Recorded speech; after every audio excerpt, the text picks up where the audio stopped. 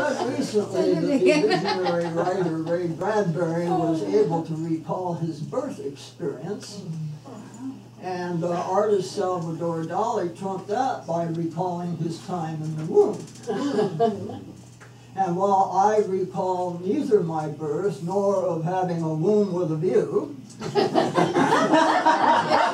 I have been blessed. I do find those reports quite credible because I am dubiously blessed with the recall of my somewhat ignoble conception. I once had a business partner who actually had a conversation with his forthcoming daughter at the moment of conception. So these things do happen. Well, my memory of my conception graced the opening line of an impromptu song that I made up during a life management training in the mid-1980s, which was being conducted by that same business partner.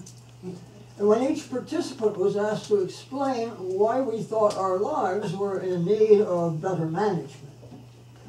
But by the time it got around to campfire, to me, this was sort of the opening round for the whole session, for the whole weekend. By the time it got around to me, I realized that we all must have had approximately the same parents, and that we were all suffering from approximately the same collateral damage from their poor parenting skills. And since everybody in the story, sort of everybody's story had the same overall theme, I wrote a generic song of victimization whose ambience matched that of my entire nation in the year that I was conceived, 1938. In other words, it's a deep depression song. The good news about my conception is that my parents did not name me after the place I was conceived, like some parents do. You know, they name their child Paris or Dakota, or like the little girl in the movie Raising Arizona. Well, if my folks had named me after the location of my conception, my name would be Chevy. And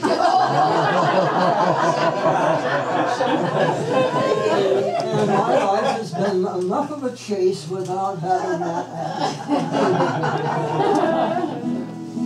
Hence my impromptu song.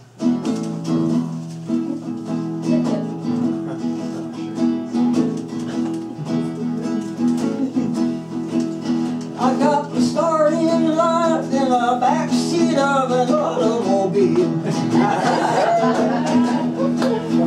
And from there on out, my life went straight downhill. At my coming out party, they held me upside down, cut my lifeline, smacked me butt, made me moan. And I ain't responsible, someone else is doing it to me, blue.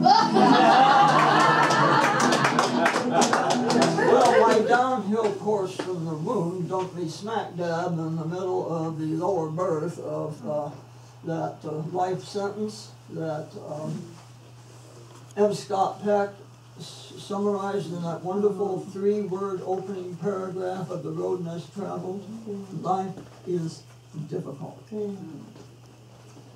For example, not only did they hold me upside down, cut my lifeline, smack my butt, as a fresh, newborn citizen of the USA, my share of the national debt was then today's equivalent of $10,000. So birth wasn't all that salutary. And my incarnation was quite traumatic for my mother, for whom the mid-1930s social conventions required her to participate in a so-called shotgun wedding. And it was just after I was born that she had the wedding annulled, my father being a Catholic, because he was cruising a road that was quite well traveled. My father was so much into women that he couldn't keep himself into only one. And during the intermission seems it was booze that absorbed his attention.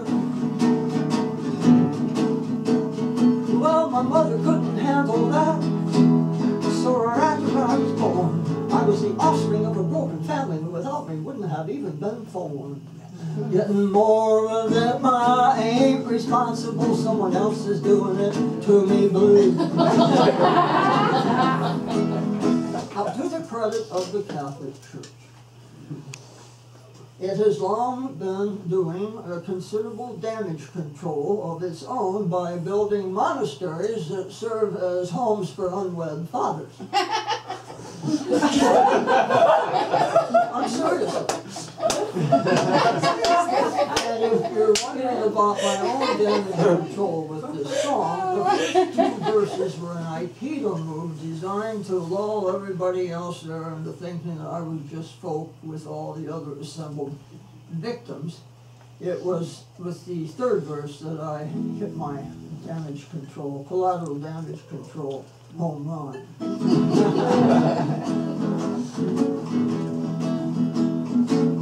Now there's at least 97 more verses that I could easily add to this year's song. But there's more pre-production given in many ways my life has come around. But with so many others wallowing in the same misery, making my life sound like a plagiarized story, I decided to end this song on the touch of glory. Saying I am responsible. No one else is doing it to me.